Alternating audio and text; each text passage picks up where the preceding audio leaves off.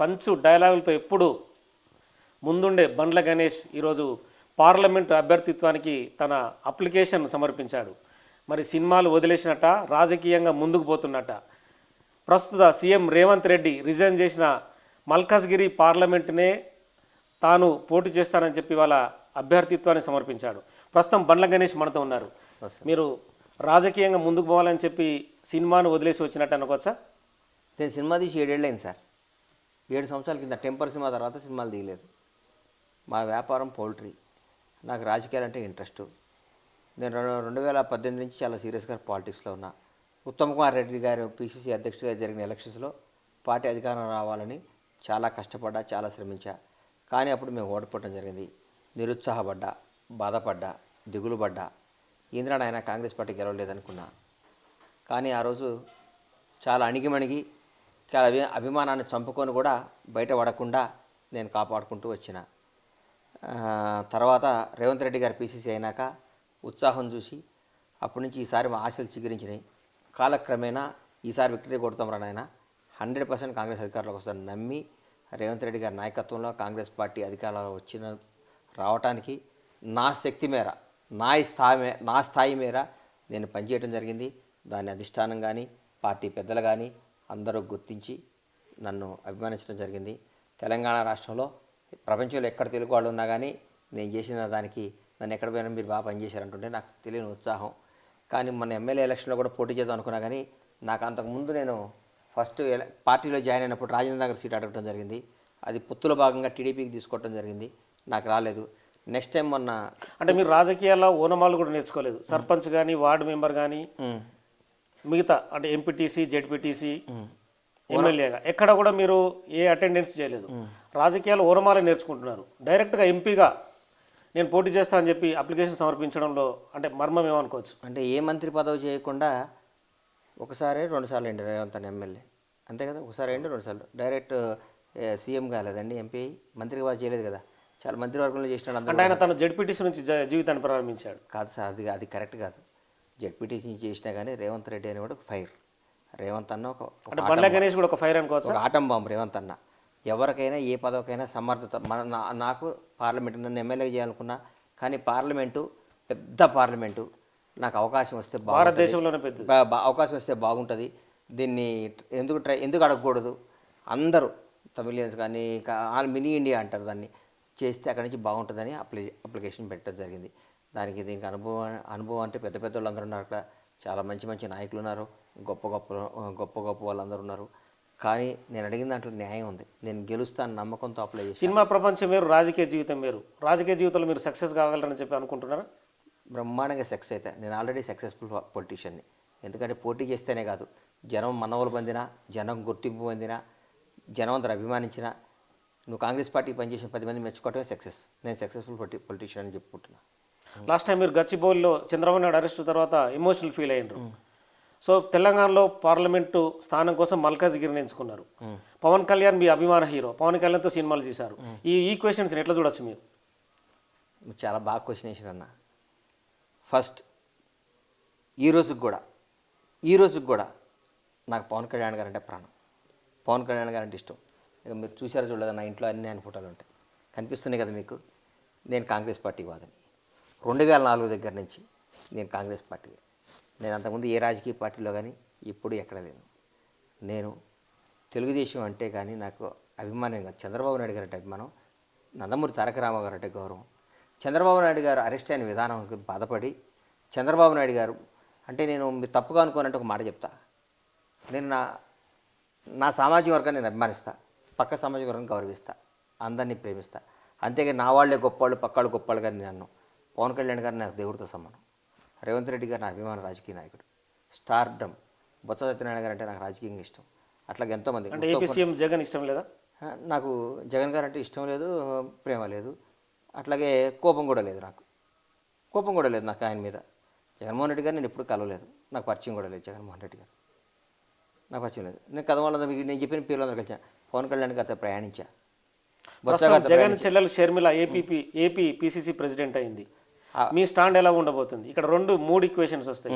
చంద్రబాబు నాయుడు మీకు అభిమానం అంటున్నారు, పవన్ కళ్యాణ్ మీ అభిమాన హీరో అంటున్నారు. ఏపీలో రాబో అసెంబ్లీ ఎన్నికలు జరగబోతున్నాయి. బండ్ల గణేష్ ఎవరిని ఇందులో సమర్థిస్తాడు? ఆంధ్ర రాజకీయాల గురించి నేను మాట్లాడను, కానీ అక్కడ షర్మిల గారు పీసీసీ పదవి చేపట్టిన దగ్గర నుండి నేను చూస్తున్నా వైసీపీ వాళ్ళు గజగజలాడిపోతున్నారు, గజగజలు వణికిపోతున్నారు వైసీపీ వాళ్ళు. ఈ కరెక్ట్ టైంలో మా కాంగ్రెస్ అధిష్టానం షర్మిల గారిని అక్కడ పీసీసీగా పెట్టడం అసలు డ్రై అయిపోతుంది, ఏం లేదనుకున్న కాంగ్రెస్ పార్టీకి ఉత్సాహం తీసుకొచ్చారు. కార్యకర్తలు ఒక తెలియని క్రేజ్ వచ్చేసింది. ఆవిడ మాట్లాడుతుంటే ప్రతి ఒక్క వైసీపీ నాయకులు అయితే అటెన్షన్ అయిపోయారు. అమ్మ ఈరోజు షర్మిల మేము మాట్లాడుతుందని చాలా ఆనందంగా ఉంది. నేను కాంగ్రెస్ వాదిని, ఫక్తు కాంగ్రెస్ మనిషిని. అట్లాగే నాకు చంద్రబాబు నాయుడు గారు అన్నా, పవన్ కళ్యాణ్ గారు కన్నా నా పర్సనల్గా వాళ్ళంటే నాకు గౌరవం. అంటే ఎలా ఉండబడుతుంది రిజల్ట్ ఏపీలో? జగన్ గారు అయితే ఉద్దండులు ఇక్కడ ఉన్నారు, అన్నా చెల్లెన్లు, అవతల పక్కన రాజకీయంగా ఉద్దండులు వైసీపీ అయితే గెలవదు అనుకుంటున్నా సార్ నేను. అంటే మీకున్న సమాచారం మేరకు వైసీపీ గెలవదు. నాకు చూస్తుంటే పరిణామాలు మీకు లెక్కలు కొన్ని నాకు లెక్కలు నా మనస్సాక్షి అది. షర్మిల గారు వచ్చినాక అక్కడ రాజకీయ సినారియం మారిపోయింది. ఆవిడ చేస్తున్న విధానం బ్రహ్మాండంగా ఉంది. ఆవిడ దూసుకుపోతున్న తత్వం చాలా బాగుంది. ప్రజలకు చాలా చేరువయ్యారు. ఆవిడ నడక, ఆవిడ మాట తీరంతా రాజశేఖర రెడ్డి గారు గుర్తొస్తున్నారు. రాజశేఖర రెడ్డి గారి కళ్ళగా మొన్నటి వరకు తెలంగాణలో ఆమె ఒక పార్టీని లీడ్ చేస్తూ వెళ్ళారు కదా, ప్రస్తుతం అక్కడికి డివైడ్ అయ్యి అక్కడి నుంచి మళ్ళీ ఇక్కడ రేవంత్ రెడ్డి గారు ఆరా ముందు, రేవంత్ రెడ్డి గారు పనితీరు ముందు, రేవంత్ రెడ్డి గారు స్పీడ్ ముందు ఇక్కడ అంతా ఫోకస్ అంతా మా తెలంగాణలో కాంగ్రెస్ పార్టీ మీద, రేవంత్ రెడ్డి గారి మీద, రేవంత్ రెడ్డి గారి నేతృత్వం పైన ఉండటం జరిగింది. కాబట్టి మేము అప్పుడు అనుకోలేదు. ఇప్పుడు మన షర్మిలమ్మ అక్కడ పోతున్న తీరు చూస్తుంటే చాలా ఆనందంగా అనిపించింది. సో ఇప్పుడు పార్లమెంట్ నుంచి మీరు మీ అప్లికేషన్ని మూవ్మెంట్ చేశారు అంటే ఏఐసిసి నుంచి మీకు ఏమన్నా మంచి సంబంధాలు ఉన్నాయా, లేకుంటే మీకు ఏమన్నా రేవంత్ రెడ్డి గారి నుంచి మీకు ఏమన్నా ఇన్పుట్స్ ఉన్నాయా? అంటే మీకు భరోసా టికెట్ ఇస్తారని నా మీద నాకు నమ్మకం ఉంది సార్. నమ్మకాలు రాజకీయంగా ఒక భరోసా ఉంటే, భరోసాలో దేనికి పనికిరానికి భరోసా ఉండని ఇస్తే గెలుస్తారా? భరోసాలు ఏముండవు. భరోసాకి నాకు రికమెండేషన్ క్యాండిడేట్ వద్దు సార్. ఎవరో రికమెండ్ చేస్తేనే, ఎవరో మెర్సీతో వద్దు. నాకు మెర్సీతో నాకు వచ్చే టికెట్ నేను తీసుకోను. బండ్ల గణేష్ పనికి వస్తారంటే టికెట్ తీసుకుని పోటీ చేస్తా. బండ్ల గణేష్ పని నన్ను మొత్తం కంప్లీట్ కానికుండా మీరు క్వశ్చన్లు వేస్తే నేను ఆన్సర్ ఇవ్వలేను. నన్ను మీరు అడిగినప్పుడు నేను మొత్తం చెప్పేదాకా మీరు ఏమని అడగచ్చు. కాంగ్రెస్ పార్టీ గురించి నా మీద నాకు నమ్మకం ఉంది. నేను కాంగ్రెస్ పార్టీకి పనిచేసిన, కాంగ్రెస్ పార్టీకి నేను మంచి ఎంపీ క్యాండిడేట్ అనిపిస్తుంది. నాకంటే మంచి వాళ్ళు ఇచ్చినా నేను దానికి రియాక్ట్ అవ్వను. కానీ గెలవాలి, గెలిచేవాడు టికెట్ ఇవ్వాలి. నాకు అర్హత ఉంది కాబట్టి నేను అప్లై చేశాను. నాకు డెఫినెట్గా నన్ను ఆదరిస్తారు. అంతేగాని నాకు ఏఐసిసి పెద్దలతో ఇంకొకళ్ళ బ్లెస్సింగ్సో, ఇంకొకళ్ళ దయానో, ఇంకొకళ్ళ ప్రాప్తమో నాకు వద్దు. నేను గణేష్ నిలబడగలడు అని నమ్మకం ఉంటే పెద్దలు టికెట్ ఇస్తే నేను చేస్తా. కానీ నేను రికమెండేషన్ క్యాండిడేట్ని కాదు. జనంలోంచి జనం అందరు నమ్మితే నాకు టికెట్ వస్తుంది. టికెట్ వస్తే నేను పోటీ చేసి గెలుస్తాను. ఒకవేళ టికెట్ ఇవ్వకుంటే ఏం చేసి పని చేసుకుంటా కాంగ్రెస్ పార్టీకి. అంతేగాని టికెట్ ఇంకా అలిగి వెళ్ళిపోతా అవన్నీ ఉండవు నాకు. నేను కాంగ్రెస్ వాదిని, కాంగ్రెస్ పార్టీ మనిషిని. ఇచ్చినా ఇవ్వకున్నా టికెట్ ఇస్తారు నమ్మకం ఉంది. ఇవ్వకపోయినా అధిష్టానం ఏం చెప్తే అది చేస్తా. కానీ నేను ఎదురు తిరగటాలు, పంచాయతీలు పెట్టుకోవటాలు, స్టేట్మెంట్ ఇవ్వటాలు అవి ఏమి ఉండవు నాకు. బండ్ల గణేష్కు టికెట్ ఇస్తే కనుక సినిమా వల్ల తోడ్పాటు మీకు ఎలా ఉండబోతుంది? నా మీద నాకు నమ్మకం ఉంది. మా వాళ్ళందరూ ఆశీస్సులు ఉంటాయి. ప్రతి ఒక్కరు బండ్ల గణేష్ సినిమాలో సార్ ఒకటి గుర్తుపెట్టుకోండి సార్, సినిమా ఇండస్ట్రీ ఎవరు కాంగ్రెస్ పార్టీ తరఫున లేరు మొన్నటి వరకు. వాస్తవం ఇది. ఎవరూ మాట్లాడాలని కూడా అనుకోలేదు. ఎందుకంటే వాళ్ళ లిమిట్స్ వాళ్ళకు ఉంటాయి. వాళ్ళ గీత వాళ్ళకు ఉంటుంది. లిమిట్స్ అంటే వాళ్ళ ఊరికి అనవసరంగా ఎందుకు పెట్టుకోవాలి. కొందరికి ఇంట్రెస్ట్ ఉంటుంది, కొందరికి ఇంట్రెస్ట్ ఉండదు. కొందరికి ఇంట్రెస్ట్ ఉండొచ్చు రాజకీయాల్లో, కొందరు ఇంట్రెస్ట్ లేదు. కానీ ఈరోజు రేవంత్ రెడ్డి గారు గెలిచినాక వచ్చి మర్యాదపూర్వకంగా ఒక రాష్ట్ర ముఖ్యమంత్రిగా కలవాల్సిన బాధ్యత సినిమా రంగంపై ఉంది కాబట్టి అందరూ వచ్చి కలుస్తున్నారు. దాన్ని నేను తప్పుపట్టను. నేను రేవంత్ రెడ్డి గారు మేము కాంగ్రెస్ పార్టీ ప్రతిపక్షంలో ఉన్నా, అధికార పక్షంలో ఉన్నా, మేము చాలా డిప్పులో ఉన్నా, ఎక్కడున్నా నేను కాంగ్రెస్ పార్టీ. సినిమాకు రాజకీయానికి సంబంధం లేదు. సినిమా వాళ్ళందరూ వచ్చి నాకు సపోర్ట్ చేయాలని నేను అనుకోను. సినిమా అది ఒక అద్భుతమైన రంగం. సినిమా రంగం అనేది చాలా అందరూ మంచివాళ్ళే. ఎవరి అభిప్రాయం వాళ్ళది. నేను దేవుళ్ళ భావించాను. ఒక ఆంధ్రాలో ఒక పార్టీ పెట్టుకొని బ్రహ్మాండంగా చూసుకుంటున్నాడు. నేను పోయి జాన్సన్లో జాయిన్ కాలేదు కదా.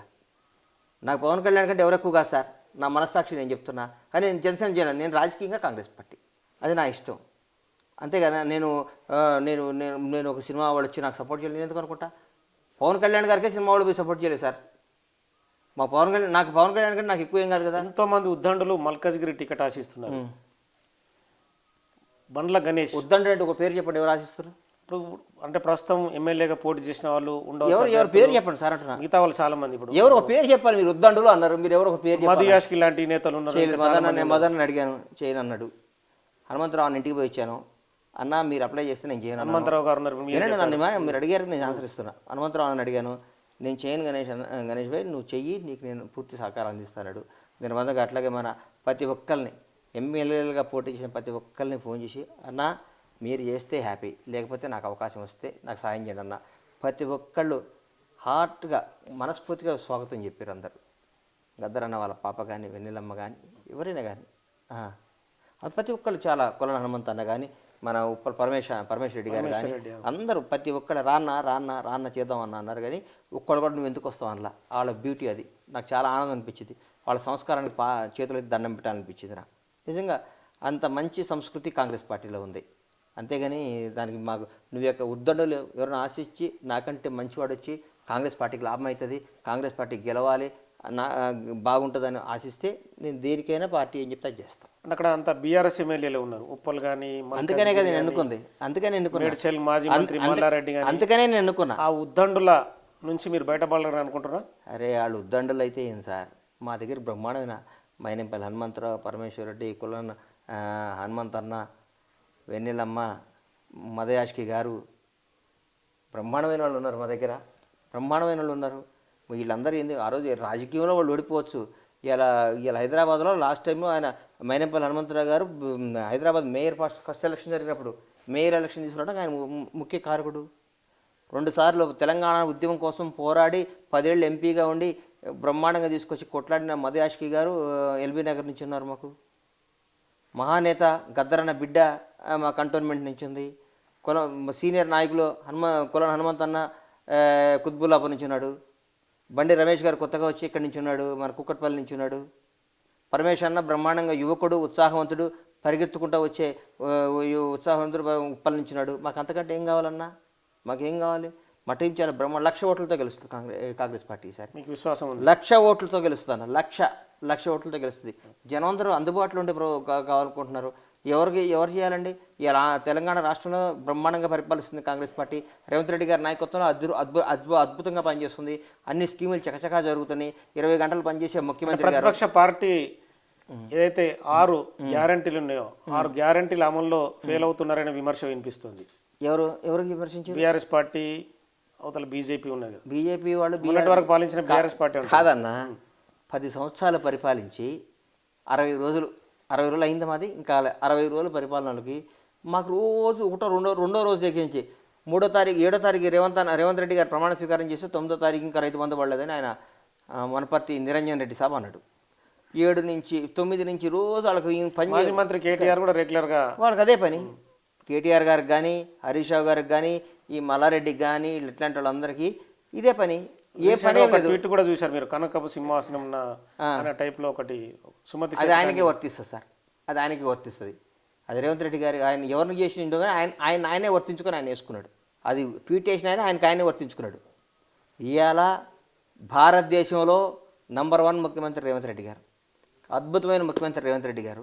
తట్టుకోలేము మనం. అందన ద్రాక్ష పుల్లనా, సీఎం కుర్చీ నీకు అందదు, నీకు పుల్లగా ఉంటుంది, బాధగా ఉంటుంది, కష్టంగా ఉంటుంది, తట్టుకోలేవు, భరించలేవు. మరి తప్పదు. అది ఎవరికైనా నేచర్. మనిషి మానవ జన్మెత్తిన ఎవరికైనా, మనసు ఉన్నవాడికి ఎవరికైనా తప్పదు. అనుకున్న దాన్ని రీచ్ కాకపోతే, అనుకున్న దాన్ని కొట్టకపోతే బ్యాడ్ లక్ అనుకోకుండా, అరే అది కాదు, ఆడు అట్లా చేసిన కాబట్టి ఇట్లా అయిండు. ఓడిపోయిన ప్రతి ఒక్కడు గెలిచిన మీద సహజంగానే బయట ఇట్లా బాధపడటం, కుళ్ళుకోవటం న్యాచురాలిటీ. అదే మనిషి జన్మ. మనం అవన్నీ అతీతం అయితే మనం భగవంతుడు అవుతాం కదా. ఏడుకొండల వాళ్ళలాగానో, పరమేశ్వరుడు లాగానో, శ్రీరాముడు లాగానో, ఒక జీసస్ లాగానో, ఒక అల్లా లాగా అవుతాం కదా. కాము. ఎందుకు కాబట్టి మనం మనుషులం కాబట్టి. మన కుళ్ళుబోతులు ఉంటాయి, అన్నీ మేమే ఉండాలి. తెలంగాణ రాష్ట్రం రాబోయే 50 ఏళ్ళు మేమే పరిపాలించాలి. ఇంకో ముఖ్యమంత్రి ఉండొద్దు, ఇంకెవరో రావద్దు. 10 ఏళ్ళు మా నాన్న ఉండాలి, ఇంకో 10 ఏళ్ళు నేను ఉండాలి, తర్వాత ఇంకో 10 ఏళ్ళు మా అబ్బాయి ఉండాలి, ఇంకో 10 ఏళ్ళు ఇంకొకరు రావాలి. ఇది మేమే పరిపాలించాలి, ఈ రాజ్యాన్ని మేమే శాసించాలని ఉంటే తప్పులేదు. ఆశపడటం తప్పులేదు. ప్రజల ఆమోదం కావాలి కదా అంటున్నా. ప్రజల ఆమోదం కావాలి కదా సార్. ఇవాళ వాళ్ళు గేటు బయట గద్దరానని కూర్చోబెట్టారు. అదే గద్దరానని గుండెల్లో పెట్టుకున్నాడు కాంగ్రెస్ ప్రభుత్వం. అదే గద్దరానికి సినిమా వాళ్ళకి అవార్డులు పెట్టిండుగా. అదే గద్దరాని విగ్రహం పెట్టారు. గద్దర్ పేరు మీద అవార్డు అని ప్రకటించారు. ఎలా ఉంది సినిమా వాళ్ళ రియాక్షన్? చాలా అద్భుతంగా ఉంది. గద్దర్ చేతులెత్తి ఈ నిర్ణయం తీసుకున్న రేవంత్ రెడ్డి గారికి కళాం సినిమా రంగం తరఫు నుంచి చేతులెత్తి నమస్కారాలు తెలియజేస్తున్నా. ఎక్కడ ప్రగతి భవన్ ముందు అవమానానికి గురయ్యిండో, ఎక్కడ ప్రగతి భవన్ ముందు పిచ్చోళ్ళ కూర్చున్నాడో, ఎక్కడ మామూలుగా ఉన్నాడో, ఒకటి మాత్రం నేను చెప్తున్నా సార్, బతికున్న గద్దరన్నను టీఆర్ఎస్ ప్రభుత్వం చంపేసింది, చనిపోయిన గద్దరన్నను కాంగ్రెస్ ప్రభుత్వం జీవితాంతం బతికిస్తుంది. The beauty of Congress. వాళ్ళు బతికుండంగా గద్దరన్నను చంపేసారు మానసికంగా. మా ప్రభుత్వం వచ్చిన గద్దరన్న చనిపోయాడు, కానీ చనిపోయిన గద్దరన్న ప్రజల గుండెల్లో శాశ్వతంగా బతికిచ్చింది కాంగ్రెస్ పార్టీ. ఈరోజు అవార్డుల పేరుతో గద్దరన్న, యూనివర్సిటీ పేరులో గద్దరన్న, ట్యాంక్ బండ్లో విగ్రహం రూపంలో గద్దరన్న, ఎక్కడ పోయినా గద్దరన్న పేరు చదవాల్సిందే, గద్దరన్న మీ గుండెల్లో ఉండాల్సిందే. అది గొప్పతనం, రేవంత్ రెడ్డి గారి గొప్పతనం, కాంగ్రెస్ ప్రభుత్వం గొప్పతనం. సినిమా వాళ్ళందరూ ఆమోదించినట్టేనా? ఎవరు ఆమోదించేది సార్? దండం పెడుతారు అందరూ. Hats off to Revanth Reddy గారు అంటారు sir. Hats off to Revanth Reddy గారు అంటున్నారు. వాళ్ళు రేవంత్ రెడ్డి దగ్గరికి అంటే ఎక్కువ మంది వచ్చి కలవడం కావచ్చు, కానీ వాళ్ళు రాకపోవడానికి గల కారణం ఏమంటారు సార్? పాపం సినిమా వాళ్ళు చాలా మంచివాళ్ళు సార్. మీకు తెలియదు ఏంటంటే సినిమా వాళ్ళు చాలా వాళ్ళ జీవితాన్ని పణంగా పెట్టి పోరాడతారు. సినిమా వాళ్ళు వచ్చి సినిమా వాళ్ళు అంటే సినిమా వాళ్ళు చాలా గొప్పవాళ్ళు సార్. సినిమా రంగంలో పుట్టి పెరిగినవాడిని చెప్తాను. నా 15 సంవత్సరాల నుంచి నాకు ఇప్పుడు 50 ఏళ్ళు, 35 సంవత్సరాలు సినిమా రంగంతో సంబంధం ఉన్నాను. సినిమా వాళ్ళు ఎందుకంటే మన పని అది కాదు కదా, మన పని ఇది కాదు కదా, మనం బతుకుతాం. ఒక అద్దాల మేడలో ఉండి బతికేవాళ్ళు వాళ్ళు పాపం. మీరు సినిమా వాళ్ళు సీఎం గారిని కలవలేదు, వాళ్ళ బాధలు వాళ్ళకి. ఇవాళ సీఎం గారు వచ్చిన అందరూ కలిసిరు కదా సార్.